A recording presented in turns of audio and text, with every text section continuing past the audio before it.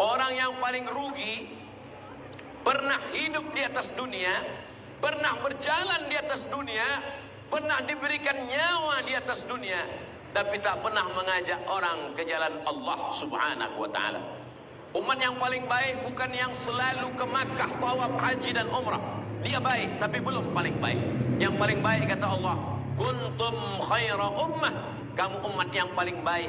Ta'muruna bil ma'ruf, mengajak kepada berbuat baik. Wa tanhauna 'anil munkar, melarang dari perbuatan mungkar. Wa tu'minuna billah, beriman kepada Allah Subhanahu wa ta'ala. 3 asas menjadi baik dalam Islam. Yang pertama, ta'muruna bil ma'ruf, mengajak kepada kebaikan-kebaikan. Malam ini mengajak kebaikan dalam bentuk tazkirah, tapi ada mengajak kebaikan tidak dengan tazkirah, tidak bersuara, tapi setiap hari pergi ke masjid, sholat berjamaah, orang melihat, menyaksikan, jiran, tetangga, kawan, sahabat tersentuh hatinya, maka itu juga adalah dakwah. Ada orang yang tidak memberikan khutbah, tidak tazkirah, tapi dengan akhlakul karimah, dengan kata-kata yang lembut, dengan perbuatan yang baik, dia juga sedang berdakwah. Jadi kalau kita tengok, kita pandang ada orang tidak pernah menghafal ayat Quran, tidak pernah menyampaikan tazkirah, tidak pernah menyampaikan khutbah, lalu kita mengatakan, oh, dia tidak pernah bagi tazkirah. Sesungguhnya dia bukan tidak tazkirah, tapi tazkirahnya adalah dengan perbuatan. Mana yang lebih menyentuh ke dalam hati? Apakah kata-kata dari lisan atau dengan perbuatan? Maka dalam sebuah ungkapan ada makna lisanul hal, ya perbuatan afsah min lisanil maqal, perbuatan lebih sampai ke hati manusia daripada kata-kata.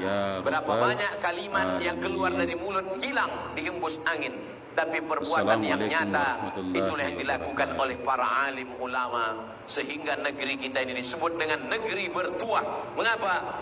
Karena semua orang mendapatkan rahmat.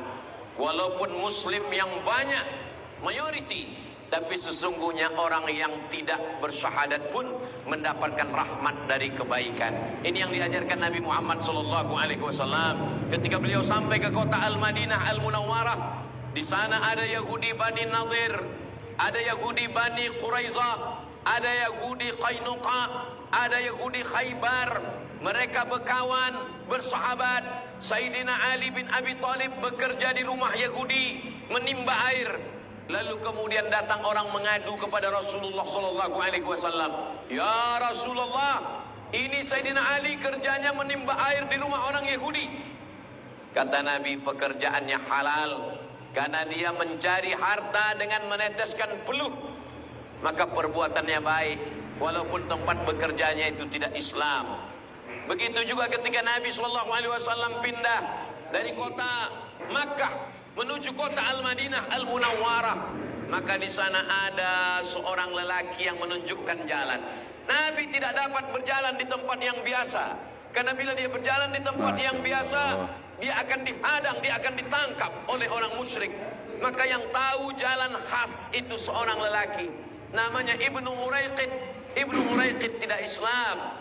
Itu mengatakan ahli sejarah sirah Nabi SAW boleh bekerja sama dengan orang yang tidak Islam. Nabi tentu tahu ini Ibnu Uraiqid tidak Islam, tapi kenapa Nabi pakai? Kerana dia tidak membahayakan akidah.